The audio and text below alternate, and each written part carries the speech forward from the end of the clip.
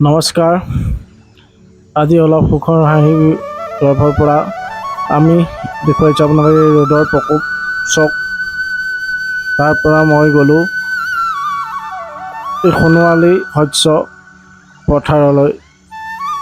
এই চাওক পথাৰৰ অৱস্থা কি হৈছে, কেনেকৈ মাটিবোৰ চিয়াল ফাট দিছে, আপুনি দেখি বেয়া লাগি গ'ল। এটুপ পানীৰ কাৰণে নাই ক'ত, ৰোৱাবোৰ ৰঙা পৰি গৈছে। আপুনি নিজেই চাওক কেনেকুৱা দুখ লগা বিষয়। কৃষকৰ সদায় দুখ কেতিয়াও নুগুচিব। এইয়া পানীৰ কাৰণে, বাৰিষা কালি পানীৰ কাৰণে নহয়, বানপানী হয়, কিন্তু এতিয়া ৰ'দৰ প্ৰকোপত এয়া দেখিছে আপোনালোকে, এই মাটি চিয়াল ফাট দিছে। দেখিয়ে বেয়া লাগি গৈছে মাটিবোৰ। কেনেকুৱা হ'ব মানুহৰ অৱস্থা, তাকে চিন্তা কৰক। এই আজি মানুহে যদি আগতে ভেকুলী বিয়া পাতে, ভেকুলী বিয়া পাতিলে বোলে বৰষুণ দিয়ে, এতিয়াও মানুহৰ সেইটোৱে অৱস্থা হ'বগৈ। লাষ্টত ভেকুলী বিয়া চাওক মাটি কেনেকৈ চিয়াল ফাট দি অৱস্থা বেয়া লাগি গৈছে দেখি। একদম কেউপিনে চাব নোৱাৰি, অকল ফাটি চিৰি মাটি পানী অকণমান একদম হাহাকাৰ হৈ গৈছে। এতিয়াই যদি এজাক বৰষুণ নিদিয়ে, এই ধুনীয়াময় পৰিৱেশটো চব জহি খহি যাব। দেখাত আপোনালোকে চাই লওক, আপোনাক কমেণ্ট কৰি জনাব কি হৈছে কি নাই হোৱা। এই ধুনীয়া সেউজীয়া পথাৰখন দেখি বেয়া লাগি গৈছে। কৃষকৰ অৱস্থা কি হ'ব তাকে আপোনালোকে চাওক।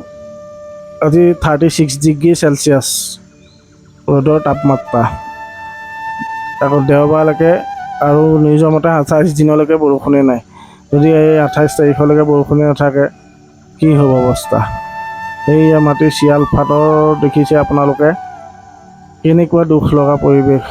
মোৰ গৈ ৰ'দৰ প্ৰকোপত একদম ৰ'ব নোৱাৰি গছ এজোপাৰ তলত বহিবলৈ মই লৈছিলোঁ। এইয়া ৰোৱাবোৰ গোটেই ৰঙা পৰি গৈছে। আপোনালোকে চাওক ৰাইজ, কেনেকুৱা দুখ লগা বিষয়। এটোপাল বৰষুণৰ কাৰণে আজি কৃষকৰ হাহাকাৰ। অৰণ্যত হোৱা দেখিছোঁ, কিন্তু এই বছৰ অসমতো একেই অৱস্থা। যিকেইটা চ'লাৰ মেচিন পাইপ আছে, পানী আধা ঘণ্টা এঘণ্টা দিয়ে, যিকণ পানী গোট খায় সেইকণ কামেই নহয়। সেইকাৰণে অনুৰোধ জনালোঁ যে চ'লাৰ মেচিনকেইটা প্ৰায় খুলি থ'লেই ভাল, নহ'লে গোটেই অৱস্থা মানুহৰ বেয়া হ'ব। আপোনালোকে চাওক কেনেকুৱা হ'ব। এঘৰ মানুহৰ যদি ইমান কষ্ট কৰি এইবিলাক খেতি কৰোঁতে কিমান পইচা যায়,